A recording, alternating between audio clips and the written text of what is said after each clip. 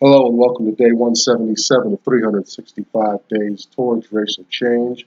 My name is Thomas Nyback. We're here talking about black issues in America, solutions, problems, um, whether even an issue exists. Plenty of black folks get along well within the American system would argue that blacks are doing the best we've ever done in the history of America.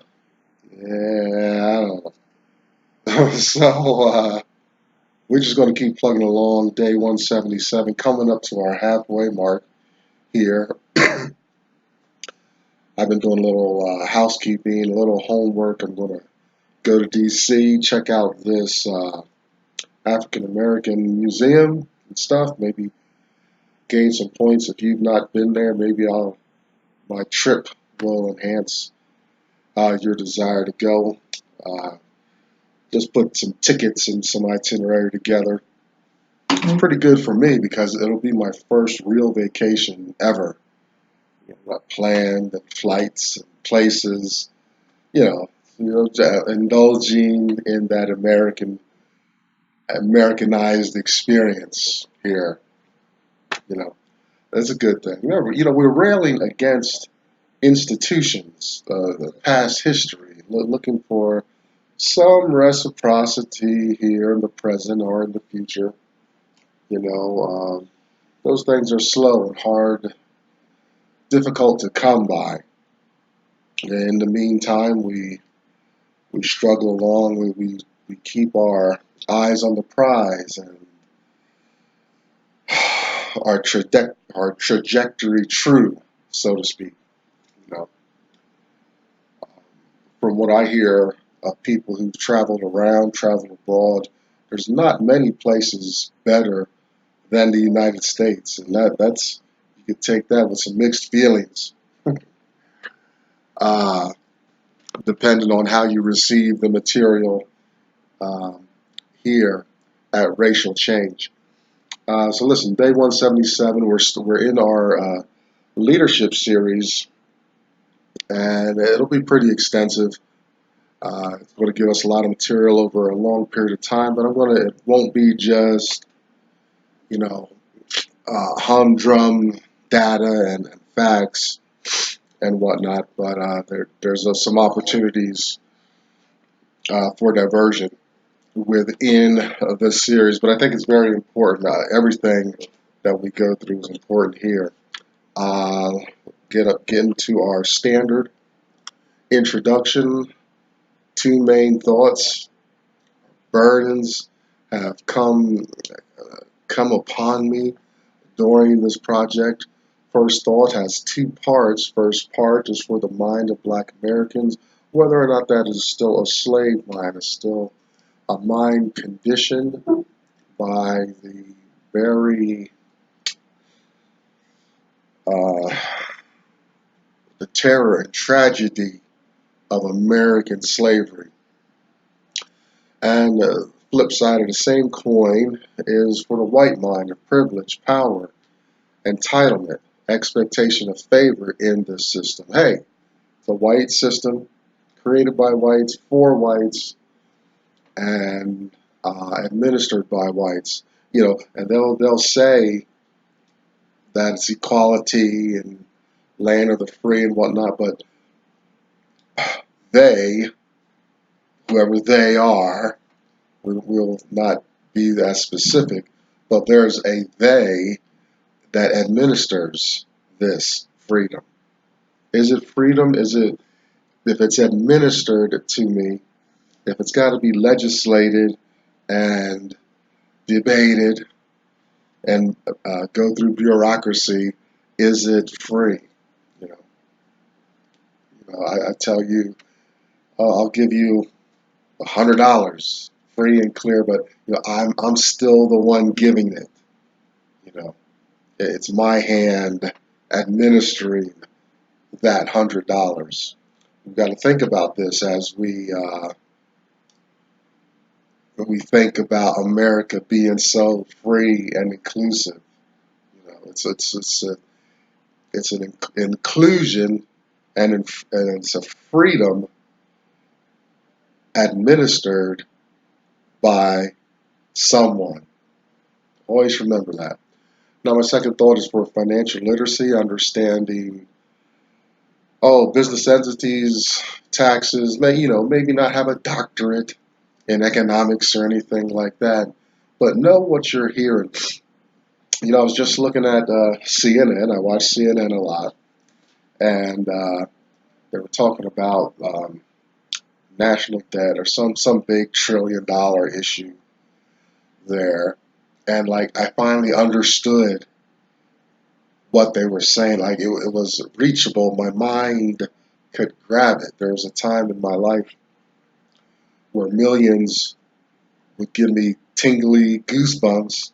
Billions was unimaginable, and trillions was another language. But now when they talk about $1 trillion deficits and stuff like that, now I understand it. Now, because when they interject, the trillions is the principal.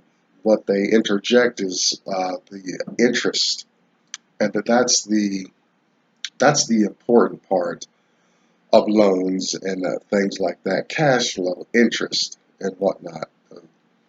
But that's something you get with financial literacy. When you understand that, then your financial choices become much different.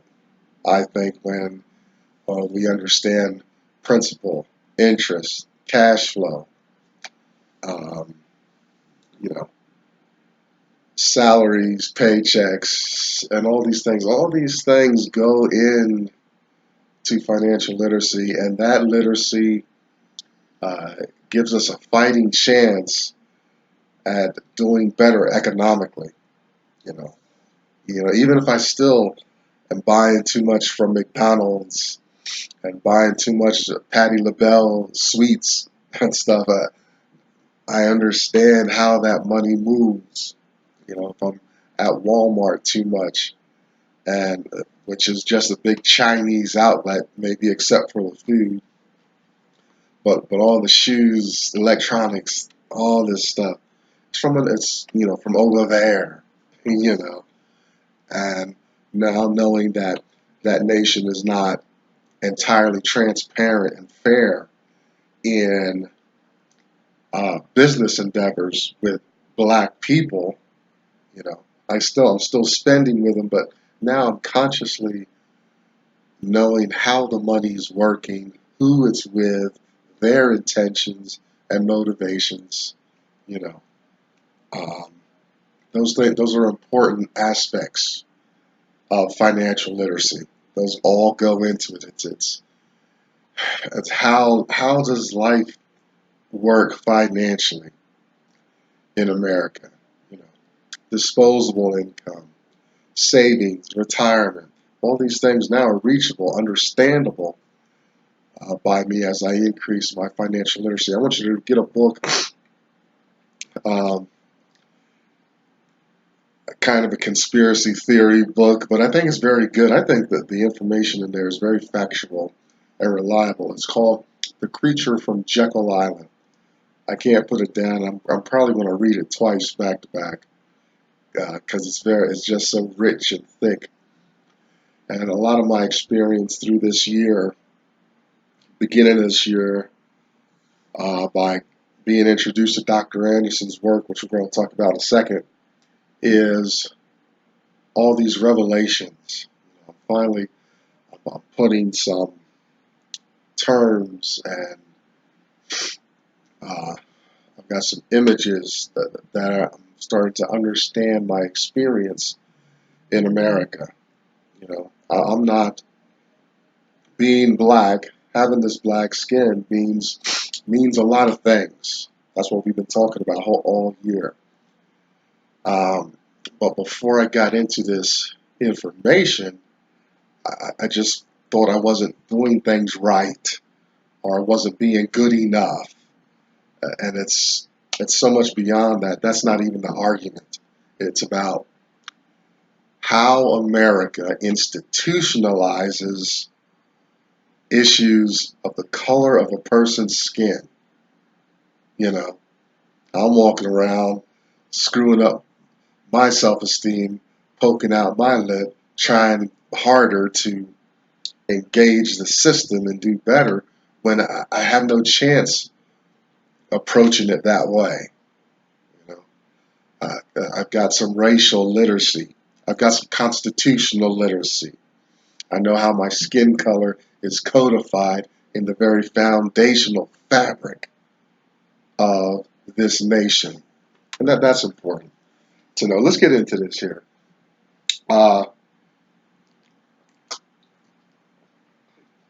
I'm inspired by a man named Dr. Claude Anderson.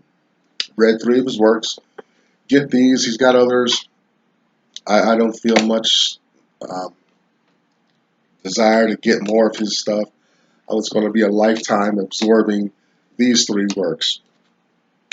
First work, A Black History Reader, 101 Questions You Never Thought to Ask. Black Labor, White Wealth, Search for Power, and Economic Justice. We're in this today. We're going to be in this for a couple days in our leadership series.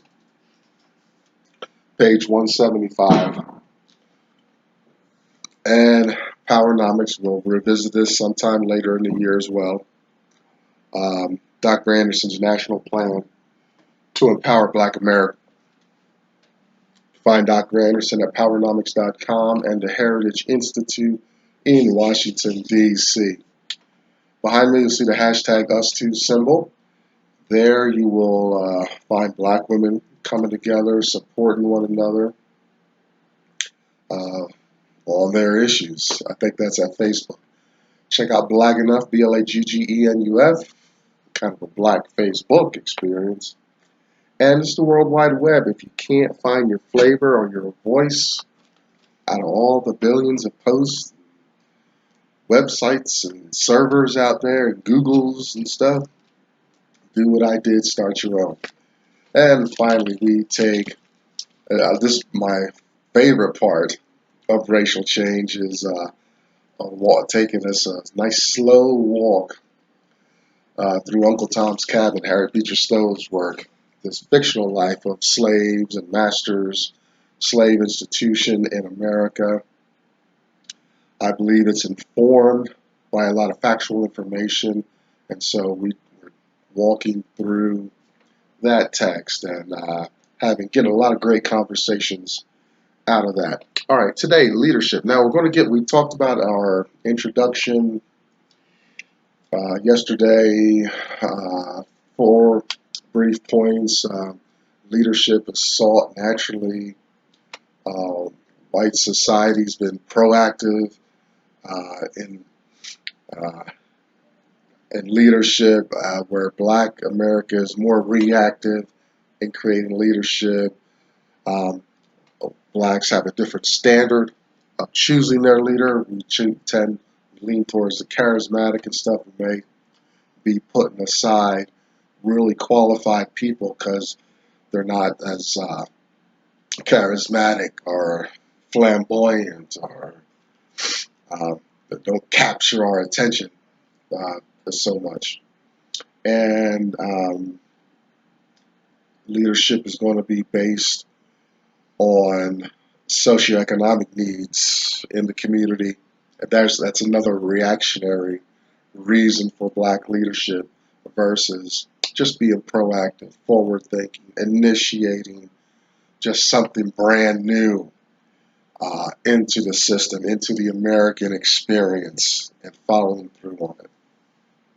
Just some brief points to talk, what we talked about yesterday in leadership. Now today, we'll start. He's got some analysis points, and then after these analysis points, he's got recommendation points.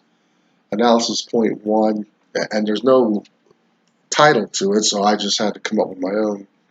Is some chaos theory, some discussion about chaos, and he's saying in his analysis here that chaos is not going to be, is not heard, is not tolerated in America. We talked about things arising from order I think I emphasized this yesterday, how leadership, uh, higher forms of leadership derive derives itself uh, from ordered states. You know, you want to put a man on the moon. Well, that takes some leadership.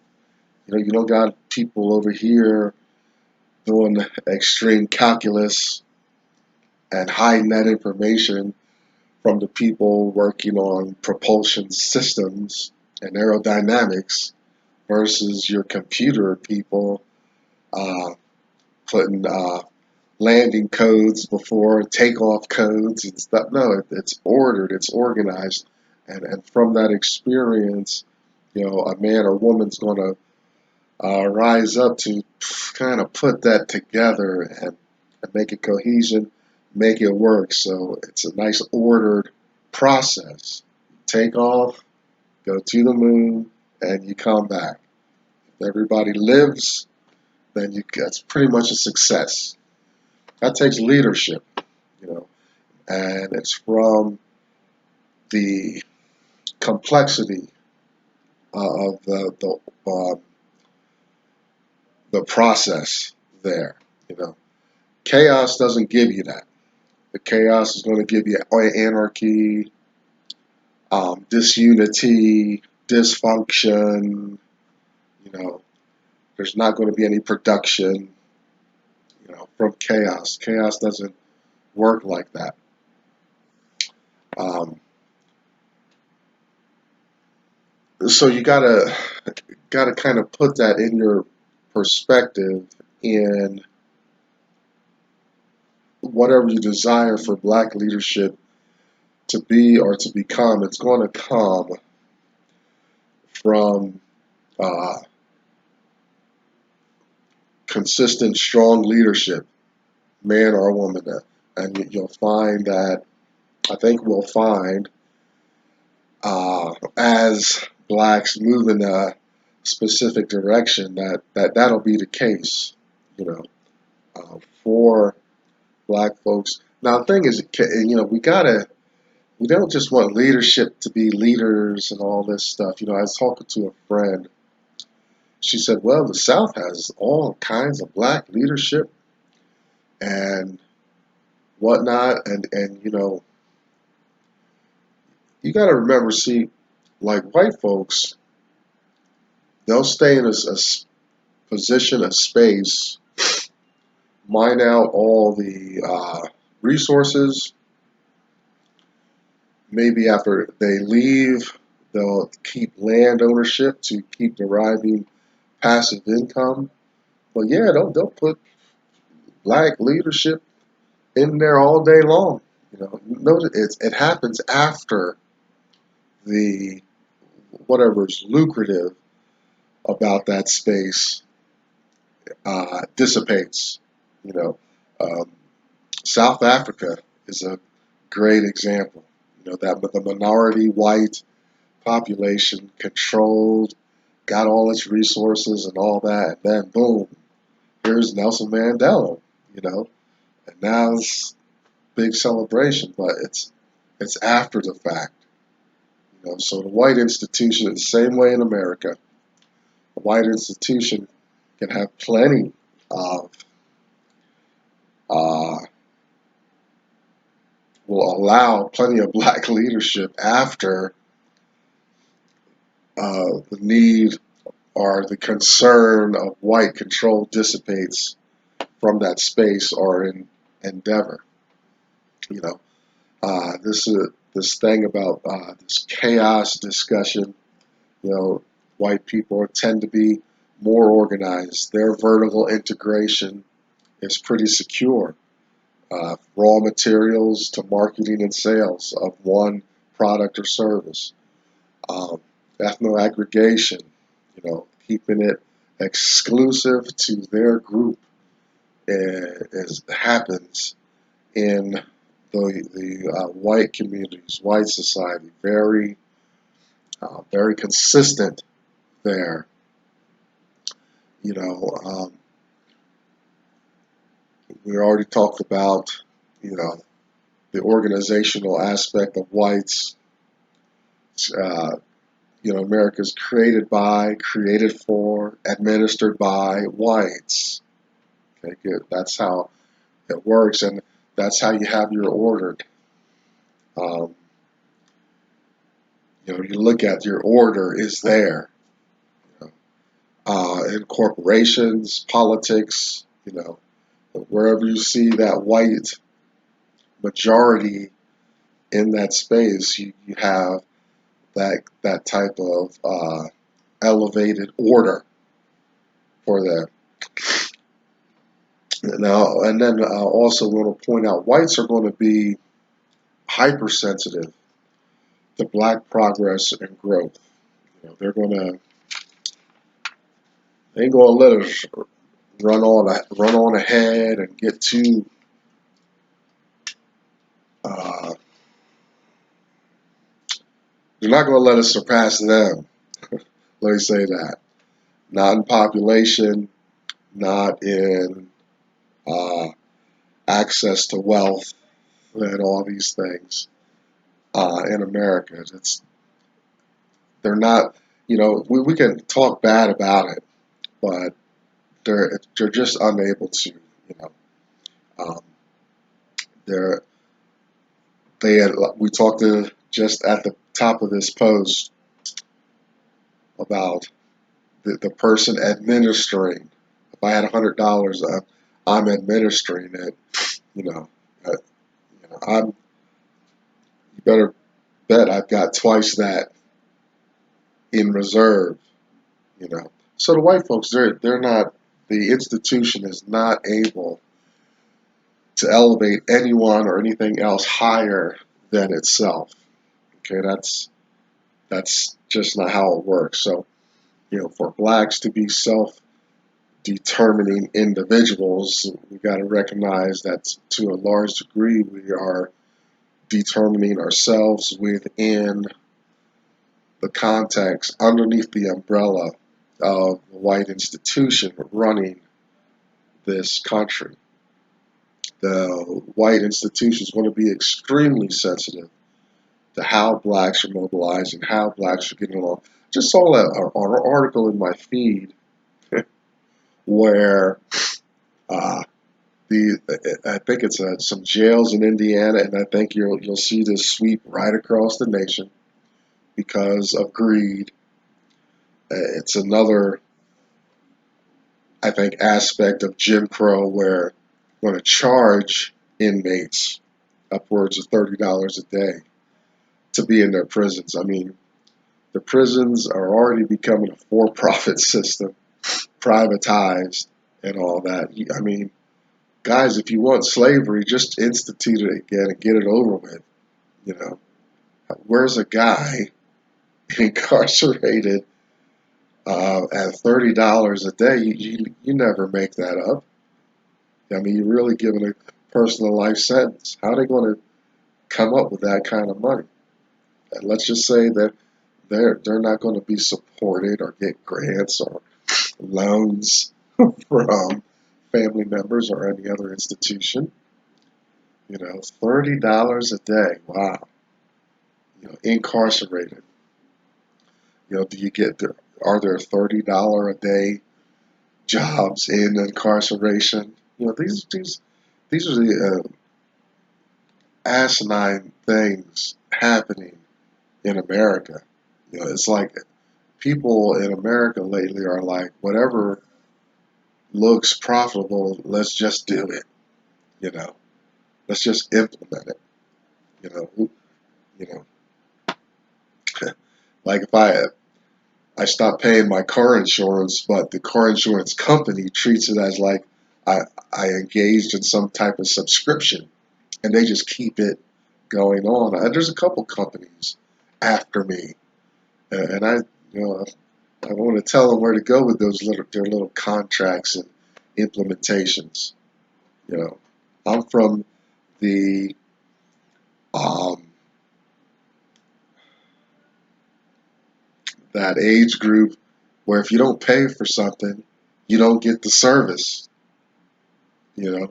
But now it's like You don't pay for something, the service continues. You done forgot about it and all. That's why I don't do subscriptions much. I don't want to be encumbered with that foolishness. I don't use their stuff like that. Right? I'm a free man, damn it.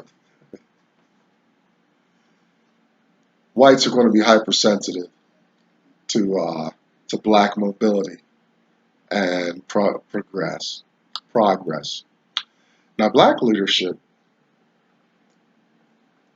in Dr. Anderson's analysis um, it's not going to be as proactive. It's going to be arise from a need or call to solve a problem within the community, and also because of that, black leadership is going to be very close to the issue in the community.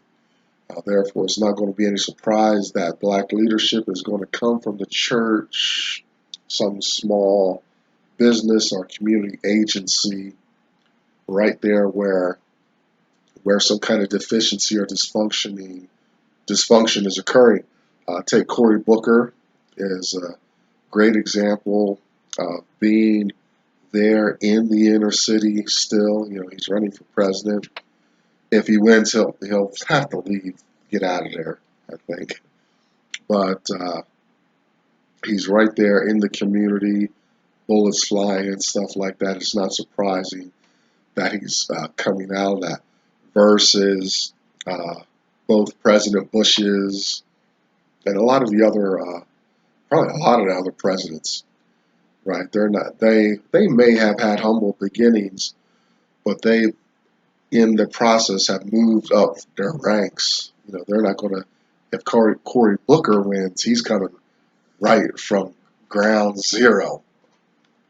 Some harsh realities of America versus a Bush, Reagan, Trump. Right? Those guys hadn't seen, pig feeds and muskrats for decades.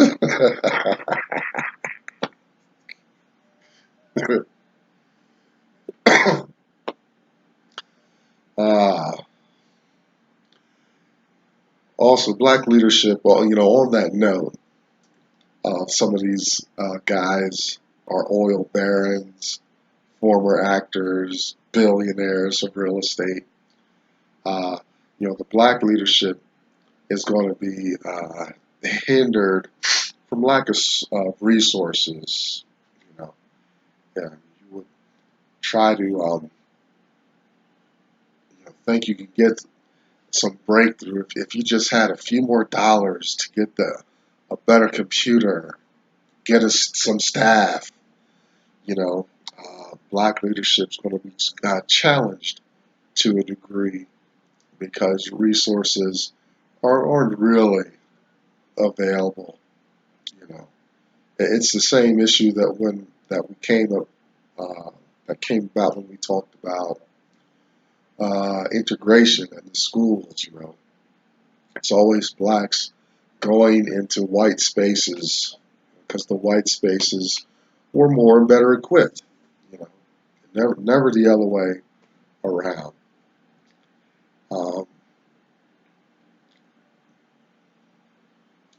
So in this first analysis, what we have here is, some of the challenges um, to higher and more complex workings, among the black community to foster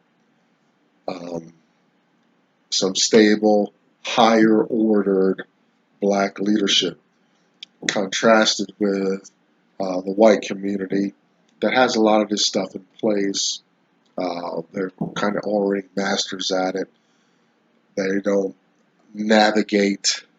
When I talk about navigation, blacks navigating more aspects of the American system than whites do, right? Because we'll just say it again as a mantra, The American system was created by whites, for whites, administered by whites. Okay, so there's a favoritism there all the way around. The way they teach their children know and stuff like that. Awesome. I got a bunch of white mentors in my life. You know, I'm looking for great resources. I'm black, so I'm rubbing elbows with black folks all my life, but no black person's mentoring me in the important things of life. It's obviously not in the school, obviously not on the street. You know, church is. We're going to talk about church, okay? Because that needs some attention as well. Because I can't be fully down on the church. The church is where black folks connect, and I'm sure there's a lot of progress. My church experience, black church experience, just was not uh, fruitful, economically educational, politically educational. You know, thank you. We have uh, an understanding of the next life and God and all that. But Jesus gave bread, healed the sick too. There's a pragmatic aspect of God's interaction with people. It ain't just uh, wait till the great by and by. There's some things we need to think on and put energy into now. So we'll talk about the black church more specifically. You got to position that argument in a certain way. I'm run over. So that's the first analysis point. Chaos is not going to do for black leadership. We need organization. Complexity is going to increase our chances for producing better leadership. I'm Thomas Nyback. That's day 177. Out of the way. Great to spend time with you. I'll see you tomorrow. Bye-bye.